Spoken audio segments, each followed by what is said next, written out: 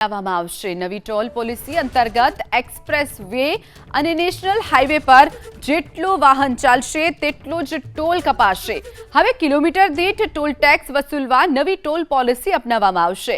હવે દરેક toll booth પર લગાવેલા ફાસ્ટેગ અને કેમેરામાં નંબર પ્લેટને ચેક કરવામાં આવશે।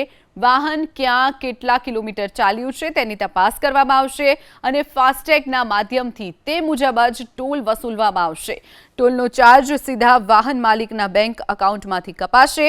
નવી ટોલ નીતિ વાહન ચાલકોને પરવડે તેવી અને સુવિધાજનક હશે, જેના કારણે રોજની માથાકૂટ અને લાંબી લાઈનોમાંથી વાહન ચાલકોને છુટકારો મળશે।